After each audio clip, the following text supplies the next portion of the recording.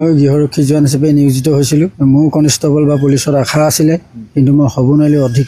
অনেক চেষ্টা কৰিলোঁ, বেলেগ চৰকাৰ দিনত হ'ব নোৱাৰিলোঁ। এতিয়া পইচাৰ অভাৱ, টকা পইচা দিব লাগে, টকা পইচা নিদিলে নহৈছিলে। মোৰ সপোন পূৰ হোৱা নিচিনা লাগিছে। মোৰো পিন্ধিবলৈ ইচ্ছা আছিলে, গতিকে মই নোৱাৰিলোঁ। গৃহৰক্ষী হিচাপে থাকি গ'লোঁ। গতিকে তেওঁলোকে যেতিয়া পিন্ধিলে, তেওঁলোকে ঘূৰাই আনিলে, মই আজি সুখী অনুভৱ হৈছোঁ। মই আজি বহুত উৎফুল্লিত।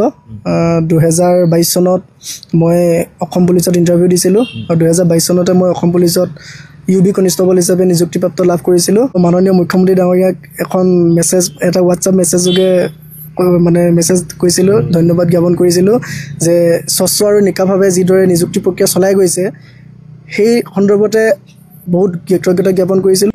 দাদাক দেখি, দাদাই পোৱাৰ পাছতে ময়ো দৌৰিবলৈ ধৰিছিলোঁ। মাননীয় মুখ্যমন্ত্ৰী ডাঙৰীয়াই ইমানখিনি আগবঢ়াই দিলে স্বচ্ছ নিকাভাৱে। গতিকে আজি চৰকাৰে টকা পইচা নিদিয়াকৈ যে দিছে, তাৰ বাবে অশেষ অশেষ ধন্যবাদ। আপোনাৰ সপোনটো 2 সন্তানে পূৰণ কৰিছে।